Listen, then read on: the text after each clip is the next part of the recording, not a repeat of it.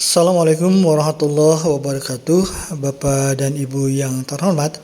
Berikut adalah informasi sekaitan dengan seri pembelajaran mendalam dengan topik perencanaan pembelajaran mendalam atau dengan judul perencanaan pembelajaran mendalam. Perencanaan pembelajaran dirancang untuk memandu pendidik melaksanakan pembelajaran sehari-hari untuk mencapai tujuan pembelajaran. Dengan demikian, perencanaan pembelajaran disusun berdasarkan alur tujuan pembelajaran. Perlu diingat bahwa alur tujuan pembelajaran adalah tujuan pembelajaran yang diurutkan. Alur tujuan pembelajaran pendidik yang satu berbeda dengan pendidik lainnya meskipun mengajar murid dalam fase yang sama.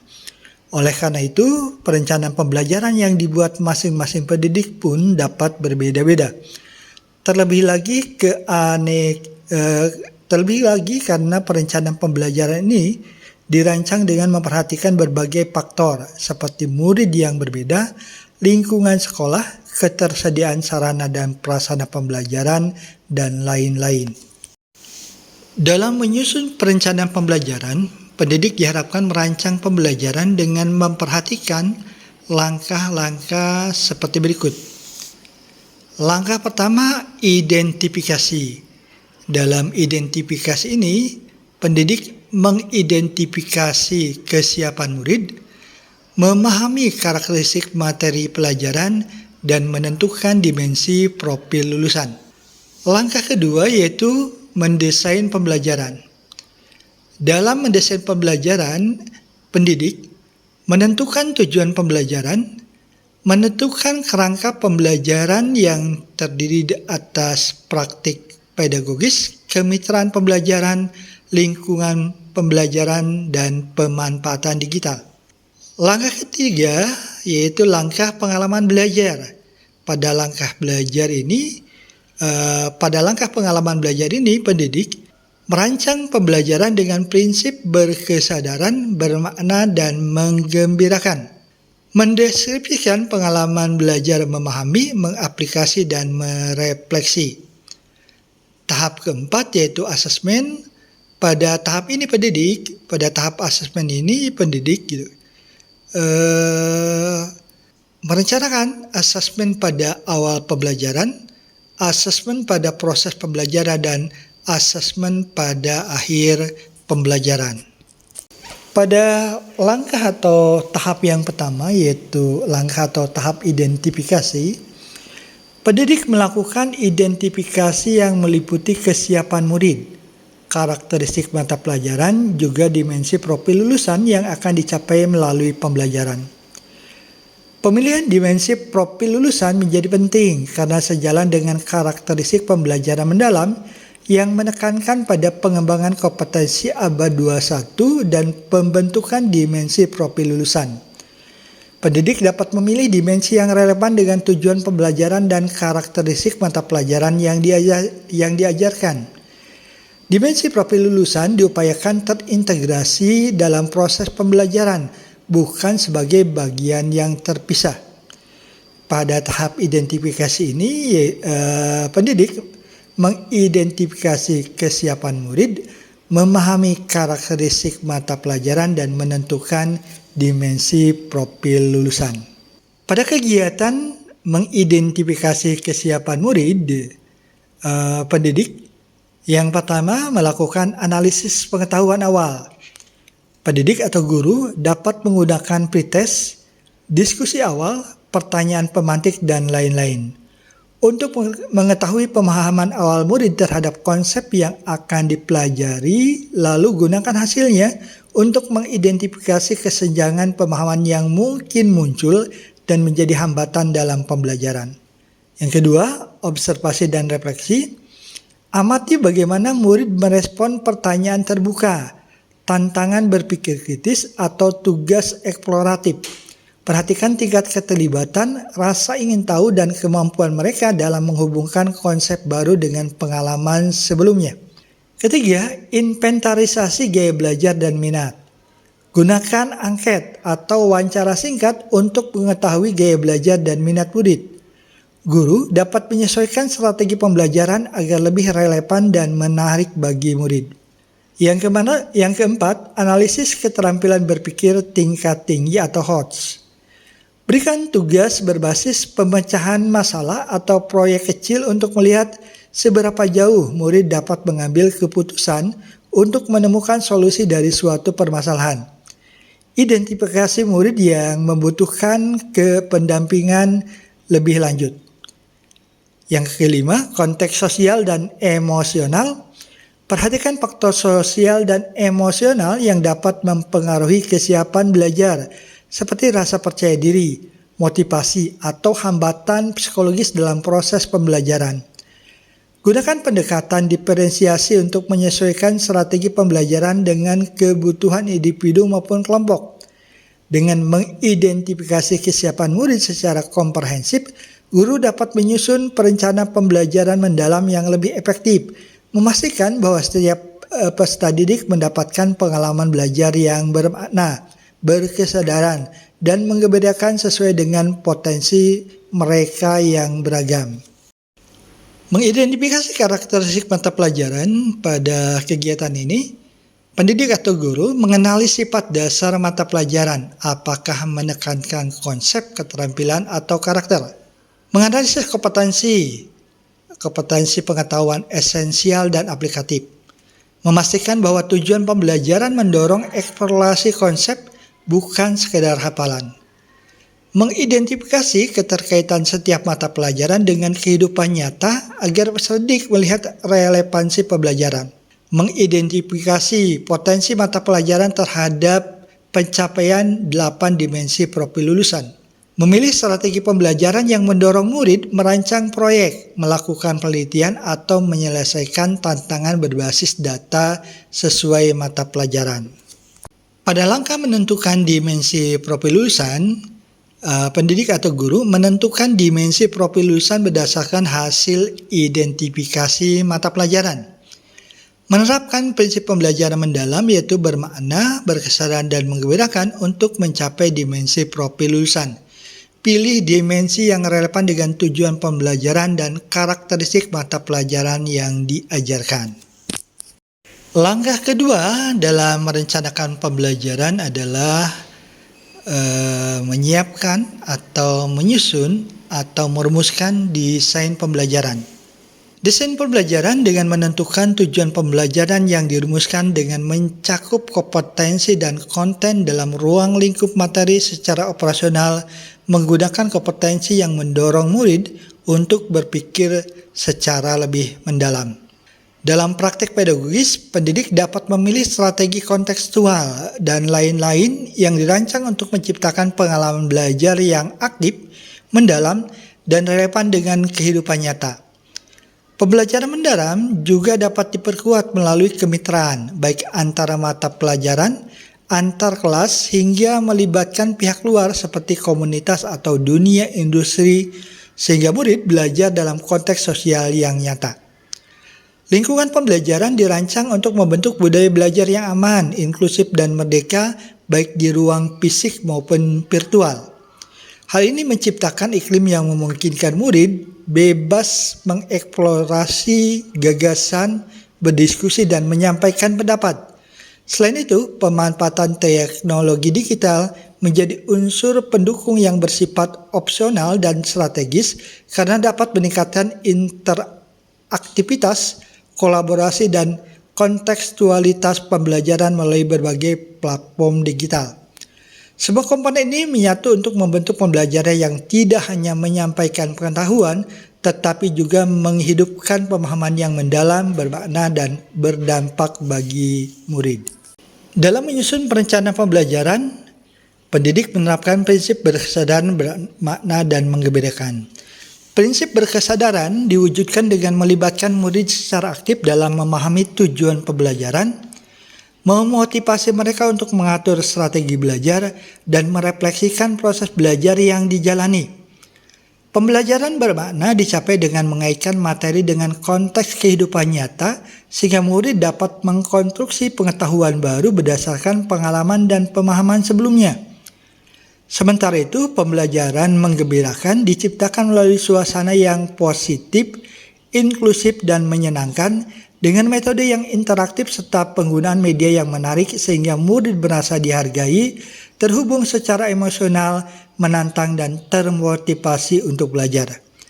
Ketiga prinsip tersebut saling melengkapi dalam membangun proses pembelajaran yang mendalam, utuh, dan berdampak bagi murid.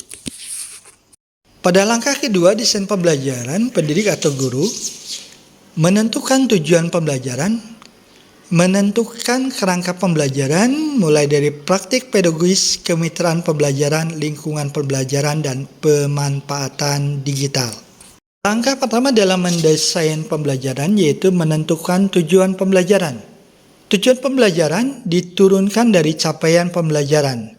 Penulisan tujuan pembelajaran sebaiknya memuat dua komponen utama yaitu: 1. Kompetensi, yaitu kemampuan murid sebagai hasil dari proses pembelajaran. Tujuan disusun dengan menggunakan kata kerja operasional yang relevan. Pertanyaan panduan yang dapat digunakan guru antara lain, secara konkret, kemampuan apa yang perlu murid tunjukkan? Tahap berpikir apa yang perlu murid tunjukkan?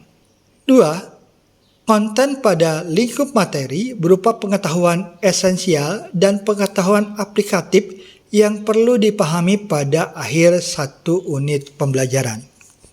Pada saat mendesain pembelajaran, menentukan tujuan pembelajaran, cermati pemahaman kita tentang taksonomi Solo. Cermati pemahaman kita tentang taksonomi Solo. Taksonomi Solo dikembangkan oleh John Biggs dan Kevin Collis pada tahun 1982.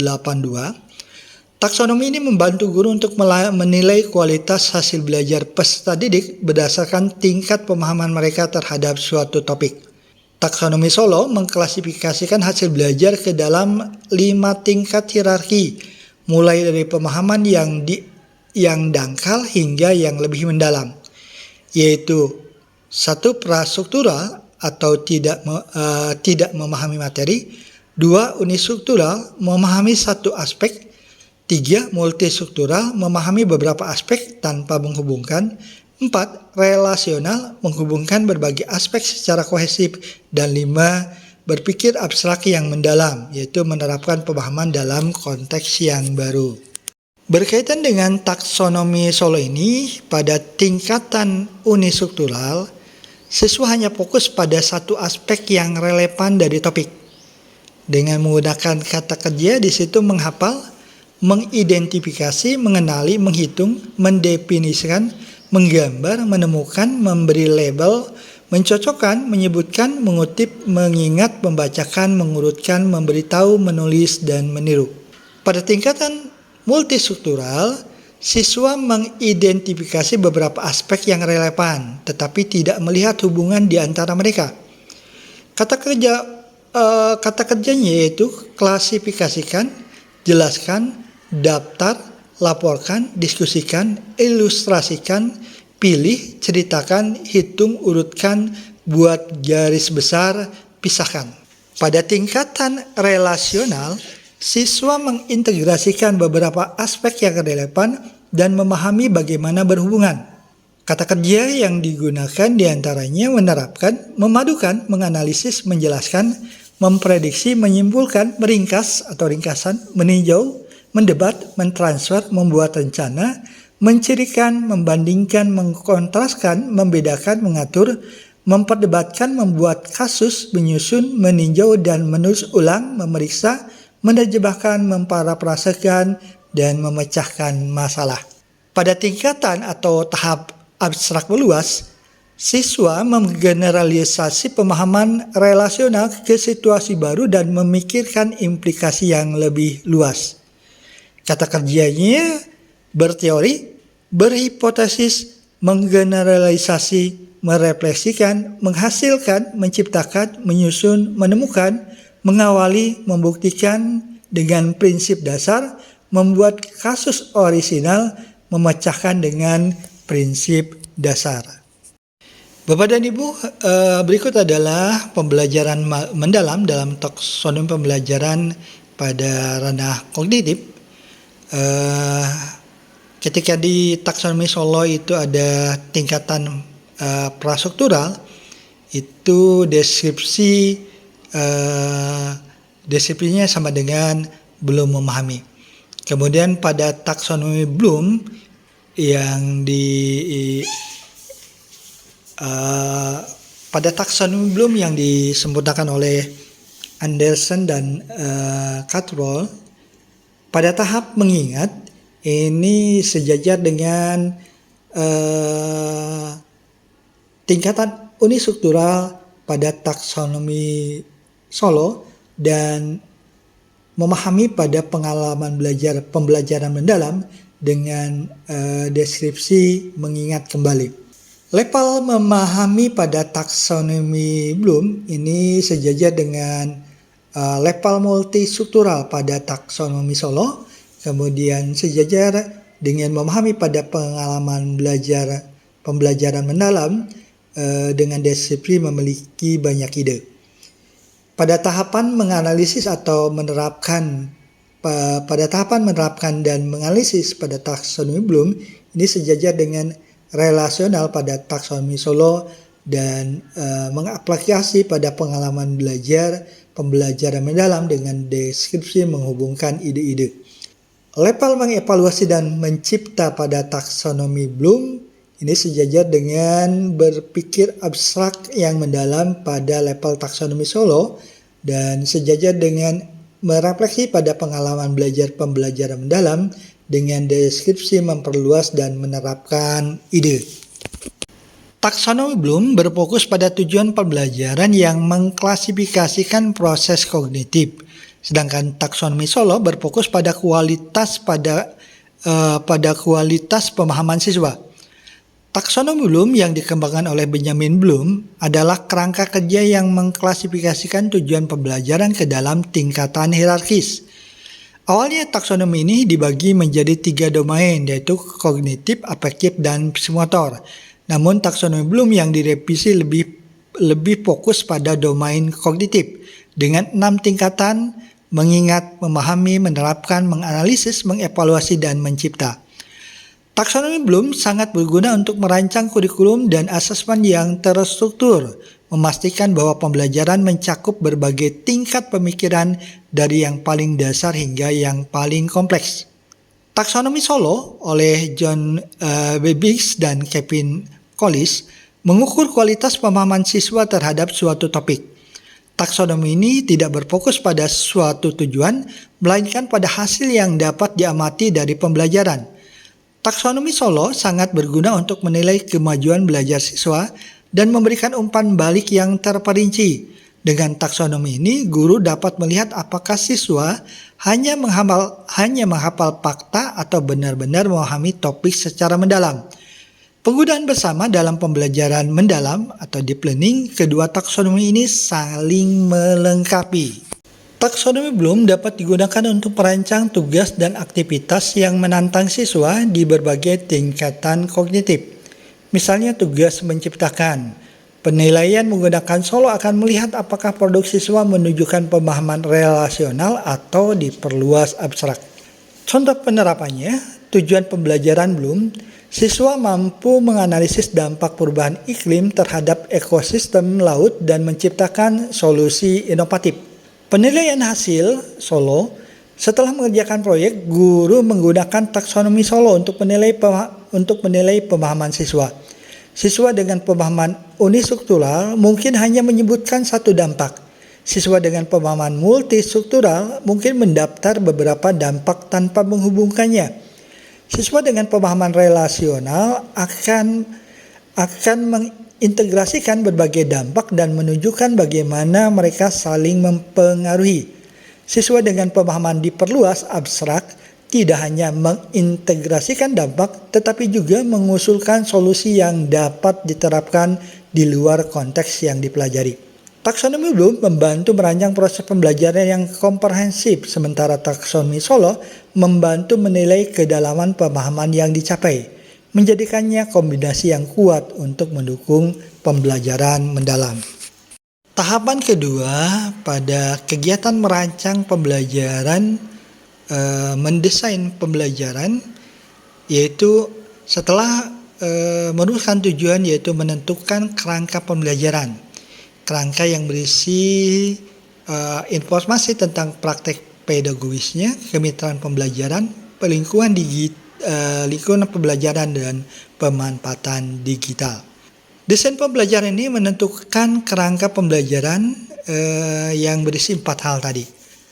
Yang pertama, praktek pedagogis. Pada praktek pedagogis ini, strategi mengajar yang dipilih guru untuk mencapai tujuan belajar dalam mencapai dimensi profil lulusan. Untuk mewujudkan pembelajaran mendalam, guru berfokus pada pengalaman belajar peserta didik yang autentik, mengutamakan praktik nyata, mendorong keterampilan berpikir tingkat tinggi dan kolaborasi.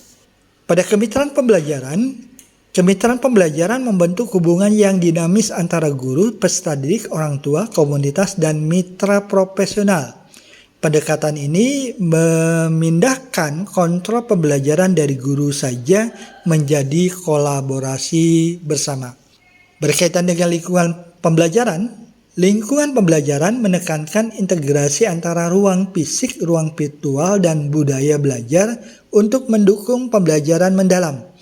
Ruang fisik dan virtual dirancang fleksibel sebagai tempat yang mendorong kolaborasi, refleksi, eksplorasi, dan berbagi ide, sehingga dapat mengakomodasi berbagai gaya belajar peserta didik dengan optimal. Pada pemanfaatan digital juga memegang peran penting sebagai katalisator untuk menciptakan pembelajaran yang lebih interaktif, kolaboratif, dan kontekstual. Tersedianya beragam sumber belajar menjadi peluang menciptakan pengetahuan bermakna pada murid atau peserta didik. Aspek-aspek penting dalam kerangka pembelajaran mendalam meliputi yang pertama, praktek pedagogis. Pada praktek pedagogis ini memilih model, strategi, atau metode yang mendorong eksplorasi dan pemecahan masalah untuk mencapai tujuan pembelajaran agar murid aktif membangun pemahaman mendalam, misalnya pembelajaran berbasis proyek, pembelajaran inquiry, dan lain-lain.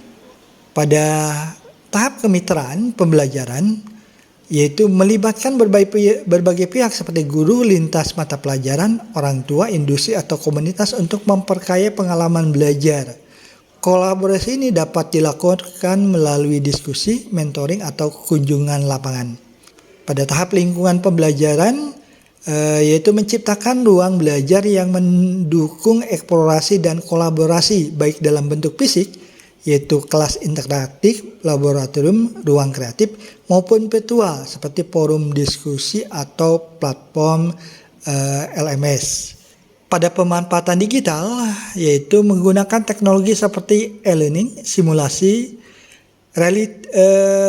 kecerdasan buatan, atau lainnya untuk meningkatkan aksesibilitas, interaktivitas, dan personalisasi pembelajaran sesuai kebutuhan murid. Langkah ketiga dalam kegiatan menyusun perencanaan pembelajaran yaitu merancang pengalaman belajar. Pada kegiatan merancang pengalaman belajar ini berupa yang pertama, merancang pembelajaran dengan prinsip berkesadaran, bermakna, dan menggembirakan. Yang kedua, mendeskripsikan pengalaman belajar, memahami, mengaplikasi, dan merefleksi. Penerapan pembelajaran mendalam wajib dijiwai dengan nilai saling memuliakan dari awal sampai akhir dengan saling menghargai dan mengangkat martabat guru murid, murid guru, murid murid, dan mengakui potensi setiap peserta didik secara utuh, baik aspek kognitif, afektif, spiritual, dan fisik. Saling memuliakan ini akan menciptakan suasana belajar yang aman, nyaman, dan mendidik, sehingga dapat tercipta budaya belajar yang kondusif di mana setiap orang dapat belajar dari siapapun, dimanapun, dan dengan cara apapun. Saling memuliakan dapat diwujudkan dalam tindakan-tindakan berikut. Menghormati perbedaan latar belakang, cara belajar, dan karakter murid. Memberi ruang partisipasi aktif dan otonomi dalam proses belajar. Membangun relasi yang hangat dan bermakna antara guru dan murid. Mendorong siswa menyadari dan mengembangkan potensi terbaiknya, bukan sekedar mencapai nilai akademik. Menggunakan bahasa verbal dan non-verbal yang baik, benar, dan sesuai, tepat secara kontekstual. Singkat kata, nilai memuliakan menjadi pondasi untuk menciptakan lingkungan belajar yang kondusif untuk mencapai 8 dimensi profil lulusan. Perencanaan pembelajaran pada pembelajaran mendalam perlu dirancang melalui pengalaman belajar memahami, mengaplikasi, dan merefleksi. Pengalaman belajar memahami melibatkan murid untuk aktif mengkonstruksi pengetahuan agar dapat memahami secara mendalam terhadap konsep atau materi dari berbagai sumber dan konteks. Pengetahuan pada fase ini terdiri atas pengetahuan esensial, pengetahuan aplikatif, dan pengetahuan nilai dan karakter. Dengan pendekatan aktif dan konstruktif, murid tidak hanya menerima pengetahuan secara pasif sehingga membentuk fondasi pemahaman yang menjadi dasar untuk mengaplikasi pengetahuan dalam situasi kontekstual atau tahapan berikutnya atau tahapan selanjutnya. Dalam penyusunan perencanaan pembelajaran, penting untuk merancang pengalaman belajar yang melibatkan murid dalam mengaplikasikan pengetahuan secara kontekstual pada kehidupan nyata. Pengetahuan yang telah diperoleh pada tahap pemahaman digunakan sebagai dasar untuk memperluas wawasan dan memperdalam pemikiran. Melalui proses ini, murid didorong untuk mengaitkan berbagai gagasan, melakukan analisis, serta mengembangkan solusi yang kreatif dan inovatif dalam menghadapi permasalahan konkret. Hasil dari proses ini dapat diwujudkan dalam bentuk produk nyata atau unjuk kerja yang mencerminkan pemahaman dan keterampilan murid secara menyeluruh. Pengalaman belajar merefleksi dilalui dengan mengarahkan murid untuk melakukan evaluasi dan memberikan makna terhadap proses serta hasil dari pengalaman atau praktik yang telah mereka jalani. Pengalaman belajar refleksi ini menekankan pentingnya kemampuan regulasi diri, yaitu keterampilan murid dalam mengatur proses belajarnya secara mandiri, mulai dari tahap perencanaan, pelaksanaan, pemantauan, hingga evaluasi strategi belajar yang digunakan. Melalui pengalaman belajar merefleksi, murid dapat memperluas pemahaman dan mengembangkan ide atau solusi baru yang dapat diterapkan dalam konteks lain, tidak hanya meninjau kembali apa yang telah mereka pelajari. Dalam pengalaman belajar merefleksi, murid tidak hanya diminta untuk mengulang atau mengingat kembali materi yang telah dipelajari, tetapi diarahkan untuk mengkonstruksi kembali pemahamannya secara kritis, menghubungkannya dengan konteks yang lebih luas, serta mengidentifikasi implikasi atau kemungkinan penerapan dalam situasi berbeda. Proses ini melibatkan keterampilan metakognitif seperti menyadari cara berpikir mereka sendiri, mengevaluasi strategi yang digunakan saat belajar, serta menilai keberhasilan atau hambatan dalam pencapaian tujuan belajar. Dengan demikian, refleksi berfungsi sebagai jembatan antara pengalaman belajar dan transfer pengetahuan, memungkinkan murid untuk menggeneralisasi prinsip-prinsip inti, memformulasikan pertanyaan baru, serta mengembangkan alternatif ide atau solusi yang dapat diterapkan di luar konteks awal pembelajaran. Pendekatan ini memperkuat pembelajaran mendalam karena mendorong murid menjadi pembelajar aktif, reflektif, dan adaptif. Hal inilah yang menjadi pembeda antara pengalaman belajar merefleksi dengan refleksi sebagai bagian dari proses pembelajaran. Dalam merancang pengalaman belajar ini, pahami dan cermati tentang prinsip pembelajaran. Prinsip pembelajaran mendalam, di situ ada tentang berkesadaran, bermakna, dan menggembirakan. Berkesadaran, pengalaman belajar peserta yang diperoleh ketika mereka memiliki kesadaran untuk menjadi pembelajar yang aktif dan mampu meregulasi diri. Peserta didik memahami tujuan pembelajaran, termotivasi secara intrinsik untuk belajar, serta aktif mengembangkan strategi belajar untuk mencapai tujuan. Bermakna, peserta didik dapat menerapkan pengetahuannya ke dalam situasi nyata. Proses belajar peserta didik tidak hanya terbatas memahami informasi atau penguasaan konten, namun berorientasi pada kemampuan mengaplikasi pengetahuan. Menggembirakan, Pembelajaran yang menggembirakan merupakan suasana belajar yang positif, menantang, menyenangkan, dan memotivasi. Rasa senang dalam belajar membantu peserta didik terhubung secara emosional sehingga lebih mudah memahami, mengingat, dan menerapkan pengetahuan.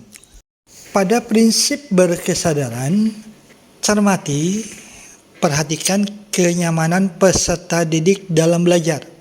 Fokus konsentrasi dan perhatian, kesadaran terhadap proses berpikir, kesempatan peserta didik untuk menentukan pilihan dan memiliki alasan atas pilihannya, keterlibatan peserta didik dalam mengembangkan strategi belajarnya, keterbukaan terhadap perspektif baru, dan keingintahuan terhadap pengetahuan dan pengalaman.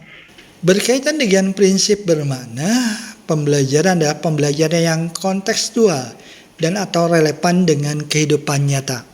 Keterlibatan peserta didik berperan dalam pemecahan masalah atau isu terdekat di kehidupan nyata. Ada keterkaitan dengan pengalaman sebelumnya? Kebermanfaatan pengalaman belajar untuk diterapkan dalam konteks baru. Ada keterkaitan dengan bidang ilmu lain, dan peserta didik diharapkan menjadi pembelajar sepanjang hayat. Berkaitan dengan prinsip menggembirakan, ciptakan lingkungan pembelajaran yang interaktif. Aktivitas pembelajaran yang menarik minat dan rasa ingin tahu, menginspirasi, tantangan yang memotivasi, tercapainya keberhasilan belajar, dan memberikan ruang untuk prakarsa kreativitas sesuai dengan bakat, minat, dan perkembangan peserta didik. Bagaimana menerapkan prinsip pembelajaran mendalam dalam perencanaan? Yang pertama, berkesadaran diterapkan dengan merencanakan kegiatan yang memberikan kenyamanan peserta didik dalam belajar, fokus, konsentrasi, dan perhatian. Melalui prinsip ini dapat melibatkan proses berpikir yang terbuka terhadap perspektif baru serta membangun keingintahuan terhadap pengetahuan dan pengalaman baru. Kedua, bermakna diterapkan dengan merancang pembelajaran yang kontekstual dan atau relevan dengan kehidupan nyata terkait dengan pengalaman sebelumnya, kebermanfaatan pengalaman belajar untuk diterapkan dalam konteks baru, dan terkait dengan bidang ilmu lain untuk menjadi pembelajar sepanjang hayat. Ketiga, menggembirakan diterapkan dengan memastikan bahwa proses pembelajaran berlangsung secara interaktif dengan aktivitas pembelajaran yang menarik, menginspirasi, menantang, dan memotivasi, serta menunjukkan keberhasilan belajar. Pengalaman belajar dilakukan secara bertahap untuk mencapai level pembelajaran mendalam. Pada tahap memahami, di situ ada pengetahuan esensi, pengetahuan aplikatif, dan pengetahuan nilai dan karakter. Pada tahap mengaplikasi, di situ ada pendalaman pengetahuan. Pada tahap refleksi, di situ ada regulasi diri. Pada tahapan pengalaman belajar memahami, tahap awal peserta didik untuk aktif mengkonstruksi pengetahuan agar dapat memahami secara mendalam konsep atau materi dari berbagai sumber dan konteks. Pengetahuan pada fase ini terdiri dari pengetahuan esensial, pengetahuan aplikatif, dan pengetahuan nilai dan karakter.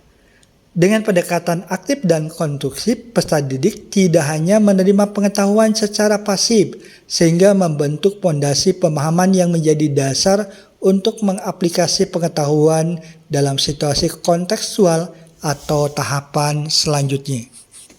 Pada pengalaman belajar memahami, guru memantik rasa ingin tahu peserta didik untuk memperoleh pengetahuan yang esensial dan diaplikasikan dalam berbagai konteks dengan mengintegrasikan antara nilai dan karakter. Setelah memperoleh pengetahuan, tahap ini mendorong peserta didik untuk memahami informasi yang diperolehnya. Dengan pendekatan aktif dan konstruktif, peserta didik tidak hanya menerima pengetahuan secara pasif, sehingga membentuk fondasi pemahaman yang menjadi dasar untuk mengaplikasi pengetahuan dalam situasi kontekstual atau tahapan selanjutnya. Pengetahuan esensial yaitu pengetahuan dasar yang fundamental dalam suatu bidang atau disiplin ilmu yang harus dipahami dan dikuasai untuk membangun pemahaman yang lebih kompleks dan dapat diterapkan dalam berbagai konteks. Contoh dalam bahasa yaitu kosakata, tata bahasa dasar, pengetahuan wacana, dan 4 keterampilan berbahasa. Pengetahuan aplikatif yaitu pengetahuan yang berfokus pada penerapan konsep, teori, atau keterampilan dalam situasi nyata. Pengetahuan ini digunakan untuk menyelesaikan masalah, membuat keputusan, atau menciptakan sesuatu yang berdampak. Contoh pada bahasa, memahami cara menggunakan keterampilan menulis untuk membuat laporan atau bahan presentasi yang efektif. Pengetahuan nilai dan karakter yaitu pengetahuan yang berkaitan dengan pemahaman tentang nilai-nilai moral, etika, budaya, dan kemanusiaan yang berperan penting dalam membentuk kepribadian, sikap, dan perilaku seseorang. Contoh dalam bahasa, memahami cara menggunakan bahasa untuk membangun hubungan baik, menghindari konflik, serta menunjukkan empati dan kepedulian. Karakteristik pengalaman belajar memahami yaitu menghubungkan pengetahuan baru dengan pengetahuan sebelumnya, menstimulasi proses berpikir peserta didik, menghubungkan dengan konteks nyata dan atau kehidupan sehari-hari, mengkonstruksi pemahaman melalui pengalaman nyata, memberikan kebebasan eksploratif dan kolaboratif, menanamkan nilai-nilai moral dan etika dan nilai positif lainnya, mengaitkan pembelajaran dengan pembentukan karakter peserta didik. Contoh, guru mengeksplorasi pengalaman-pengalaman peserta didik terhadap permasalahan sosial di masyarakat sebelum menyampaikan topik permasalahan sosial pada pembelajaran IPS. Guru memberikan data kemiskinan di Indonesia serta meminta peserta didik untuk memahami dan memberikan tanggapan. Pengalaman belajar mengaplikasi. Pengalaman belajar yang menunjukkan aktivitas peserta didik mengaplikasi pengetahuan dalam kehidupan secara kontekstual. Pengetahuan yang diperoleh peserta didik pada tahapan memahami diaplikasikan sebagai proses perluasan pengetahuan. Peserta didik mampu menghubungkan ide-ide, menganalisis, membangun solusi kreatif dan inovatif dalam pemecahan masalah konkret yang hasilnya dapat berupa produk atau kinerja peserta didik.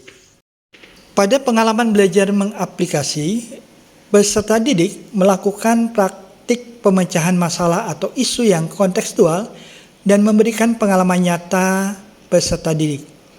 Guru menghadirkan isu atau masalah dalam konteks lokal atau nasional atau global atau di dalam dunia profesional. Pendekatan multidisiplin dan interdisiplin antara materi pelajaran berperan penting pada tahapan ini. Pada tahap ini, peserta didik membangun solusi kreatif dan inovatif dalam pemecahan masalah konkret yang hasilnya dapat berupa produk atau kinerja peserta didik. Keterlibatan peserta didik ini dapat memberikan manfaat tidak hanya keterampilan akademik, namun juga keterampilan hidup sehingga menumbuhkan kepedulian atas perannya sebagai bagian dari lingkungan sosial. Pada tahap mengaplikasi ini, berikan kesempatan peserta didik untuk menerapkan keterampilan atau pengetahuan tertentu dalam berbagai konteks. Sebagai guru, kita sebaiknya tidak berasumsi bahwa jika siswa sudah belajar suatu pengetahuan atau keterampilan, peserta didik secara otomatis dengan sendirinya mengetahui kapan dan di mana menggunakannya. Penting untuk secara jelas pembelajaran memfasilitasi konteks di mana pengetahuan dan keterampilan tersebut dapat atau tidak dapat diterapkan oleh peserta didik. Karakteristik pengalaman belajar mengaplikasi yaitu menghubungkan konsep baru dengan pengetahuan sebelumnya, menerapkan pengetahuan ke dalam situasi nyata atau bidang lain, melakukan praktik pemecahan masalah atau isu yang kontekstual dalam kehidupan, mengembangkan pemahaman dengan eksplorasi lebih lanjut, berpikir kritis, menghubungkan ide-ide dan mencari solusi inovatif berdasarkan pengetahuan yang ada. Contoh pada topik persamaan linear mata pelajaran matematik, dengan dasar peserta didik memahami bentuk umum persamaan linear dan cara menyelesaikannya. Pendalaman pengetahuan Peserta didik menerapkan persamaan linear dalam masalah keuangan, seperti menghitung keuntungan bisnis atau menentukan titik impas dalam penjualan produk. Pengalaman belajar merefleksi.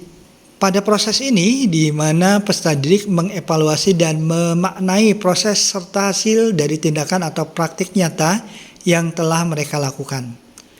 Tahap refleksi melibatkan regulasi diri sebagai kemampuan individu untuk mengelola proses belajarnya secara mandiri, meliputi perencanaan, pelaksanaan, pengawasan, dan evaluasi terhadap cara belajar mereka. Merefleksikan pengetahuan artinya peserta didik memperluas dan menerapkan ide atau solusi baru. Regulasi diri memungkinkan peserta didik untuk mengambil tanggung jawab atas pembelajaran mereka sendiri, meningkatkan motivasi intrinsik dan mencapai tujuan belajar secara efektif. Dalam proses ini, peserta didik menerima umpan balik yang spesifik dan relevan dari guru, teman sebaya, komunitas, atau pihak terkait untuk membantu mereka meningkatkan kompetensi.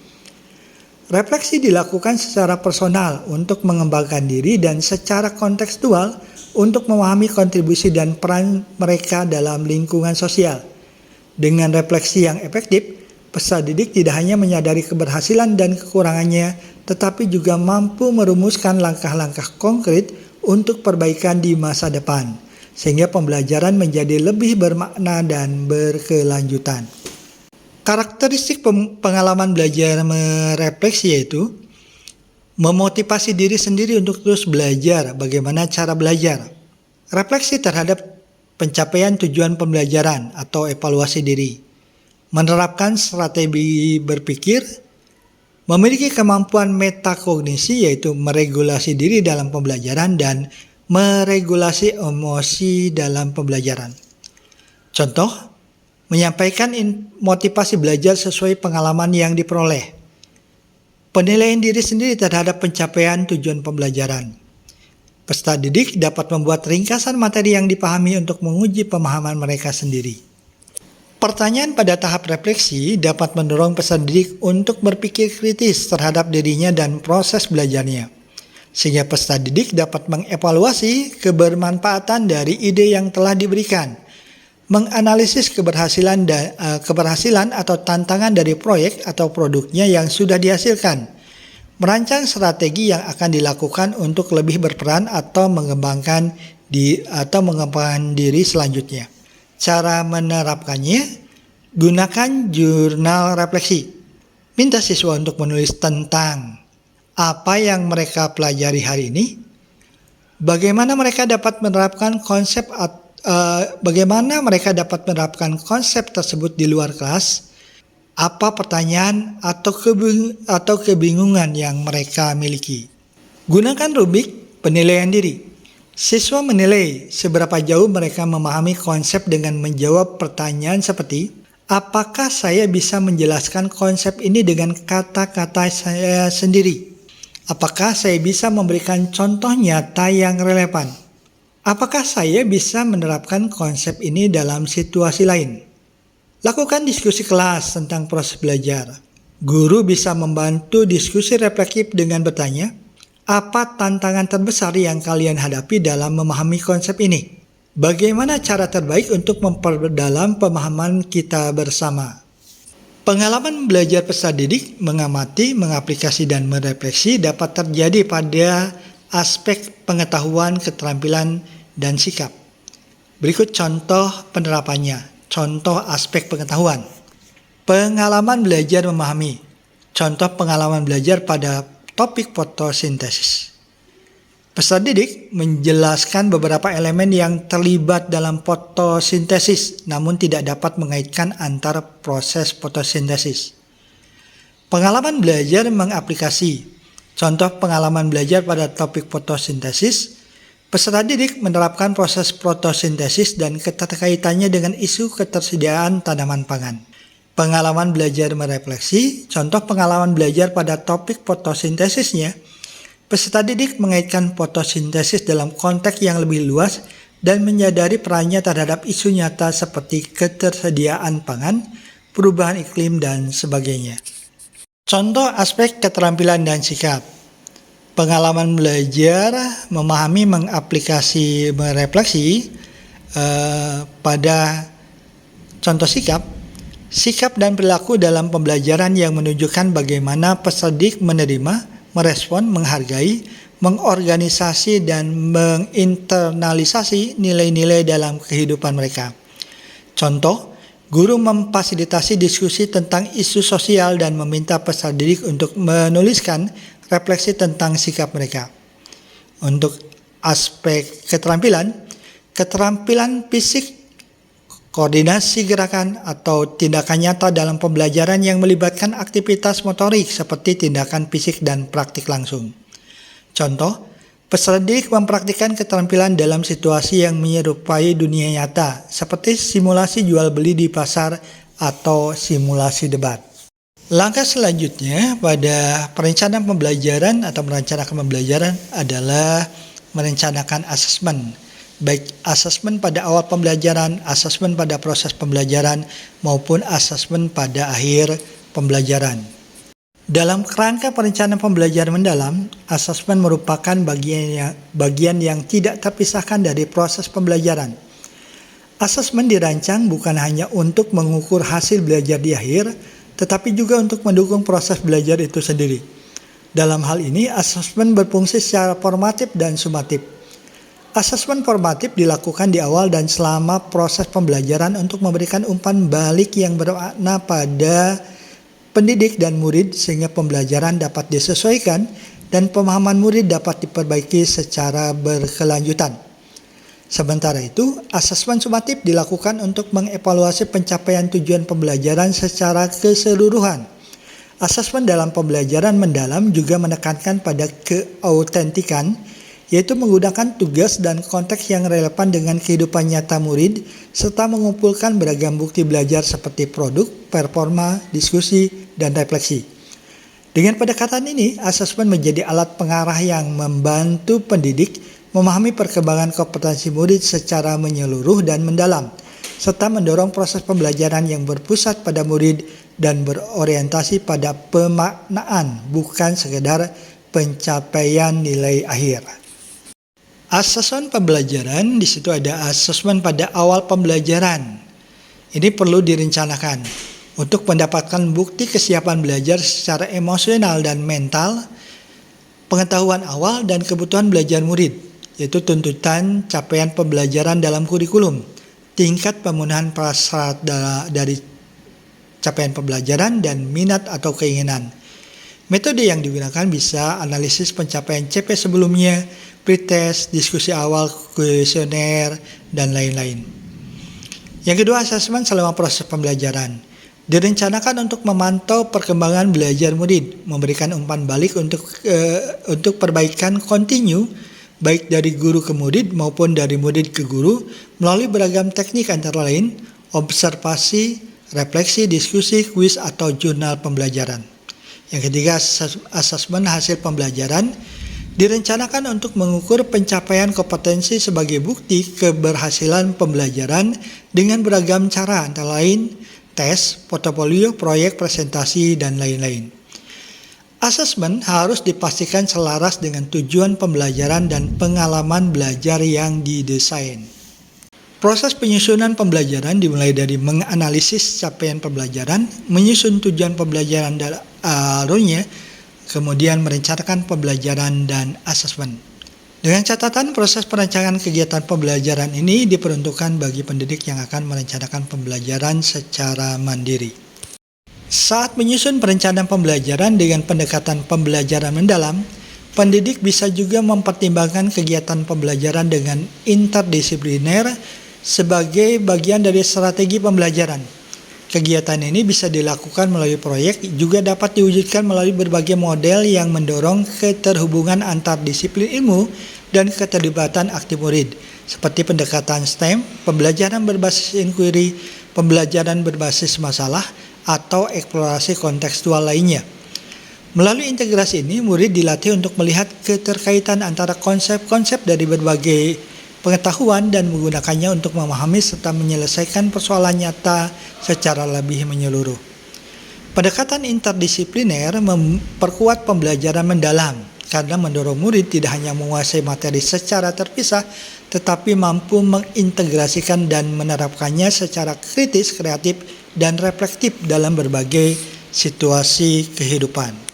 Bapak dan Ibu yang terhormat, berikut adalah komponen minimum yang ada pada perencanaan pembelajaran yang kita buat.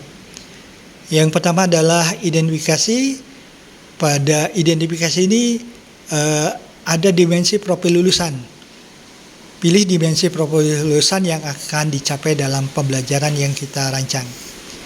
Kemudian ada desain pembelajaran yang berisi tentang tujuan pembelajaran, ada berisi tentang praktek pedagogis, ada berisi tentang kemitraan pembelajaran, lingkungan pembelajaran, dan pemanfaatan digital. Ketiga ada tentang perencanaan belajarnya. Mulai dari pembelajaran memahami, mengaplikasi sampai dengan terakhir. Kemudian kita tuliskan juga dalam perencanaan pembelajaran kita adalah Bapak dan Ibu yang terhormat, bagian informasi sekaitan dengan perencanaan pembelajaran mendalam. Mudah-mudahan informasi ini bermanfaat. Mohon maaf bila ada salah dan keliru. Wassalamualaikum warahmatullahi wabarakatuh.